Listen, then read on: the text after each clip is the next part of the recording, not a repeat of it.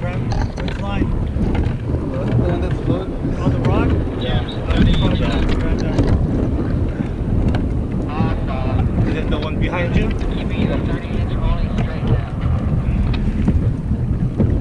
Hey guys, thank you for tuning in to Moon Outdoors. Today I want to share the story about a kayaker who went overboard last time I was out on the water. If you guys haven't been following my channel, I don't take kayak safety lightly. I think by sharing this story, we can all learn something from it. Yes, the purpose of this video is raise kayak safety awareness. I have a few kayak safety videos on my channel under kayak safety playlist, so please check them out.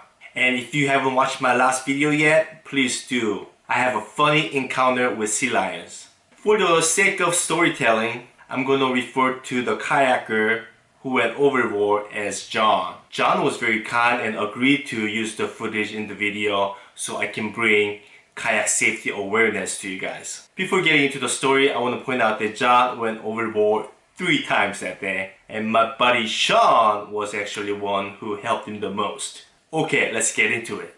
Along with other kayakers, TLA, Carlos, and I launched early morning ahead of John and Sean. Sean met a novice kayaker, John, on the beach who was launching by himself. So Sean invited John to tag along because Sean knows having a buddy on the water is a safety matter. This is Sean. Not only he's an excellent kayak angler who outfishes me too many times, he's a real cool guy and I'm lucky to have him as a friend. As we stay in the shallower water, Sean and John went out to the deeper water. It was very calm and flat earlier, but the wind picked up and created some wind waves in the later morning.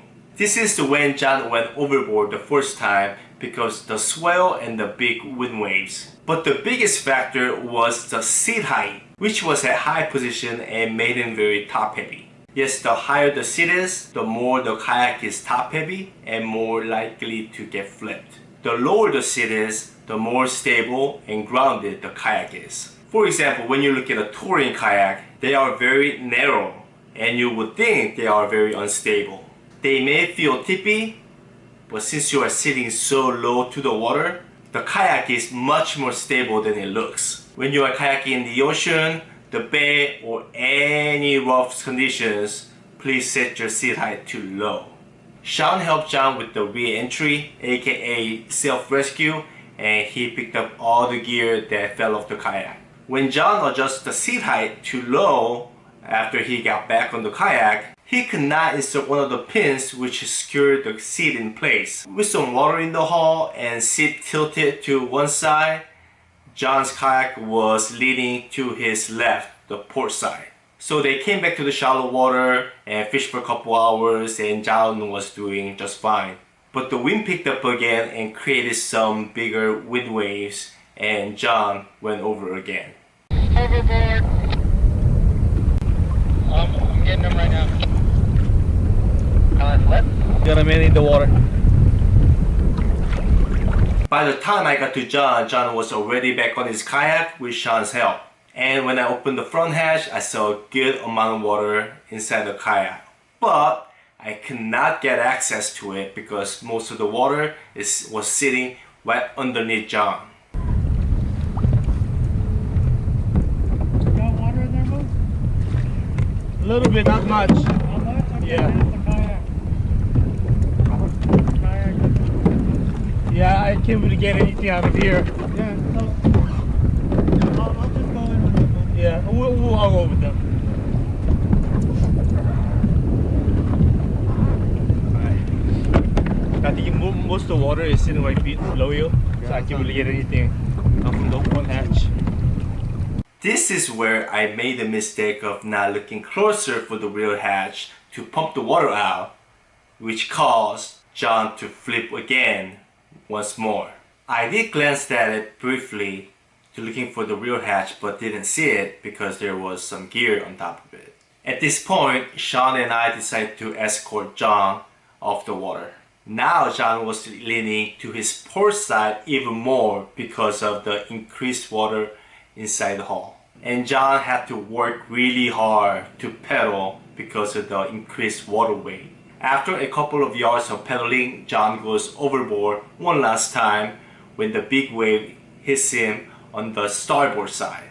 When the wave hit from the starboard side, all the water inside the hull shifted to the port side and over he went. John was able to upright his kayak right away before I got next to him, but a fishing line from his rod was tangled up on his leg. So I cut the fishing line with the knife that was attached to my PFD and free John. Is it the one behind you? Keeping you at 30 inch rolling straight down.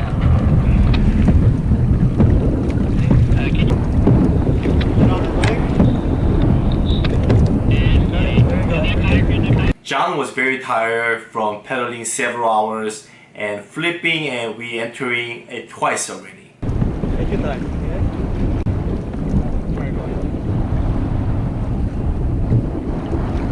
Wanting to get back on his kayak quickly, while he was tired, John made a very sloppy attempt. After resting for a few seconds, he made a good attempt, but him being very tired, it was a struggle. Almost.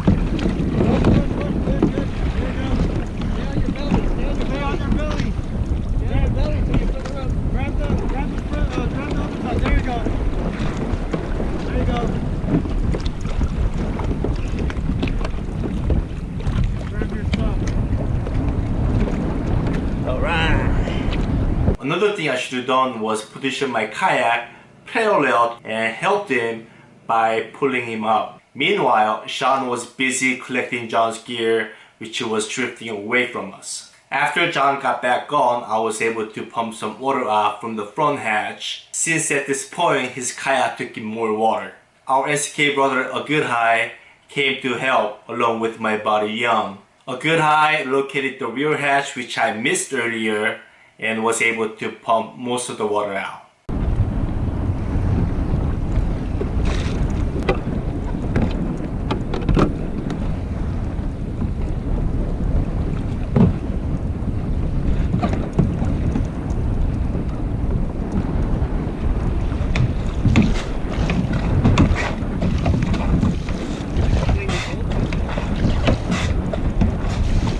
So, not too much, but most of the water is where he's at, so I can't really get too much out of here.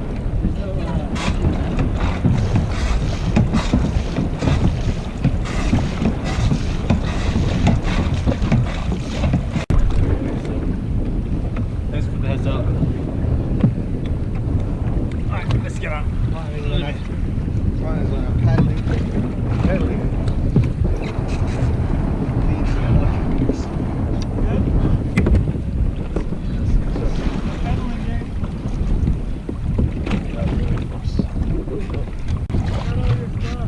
Alright, cool. Thank you.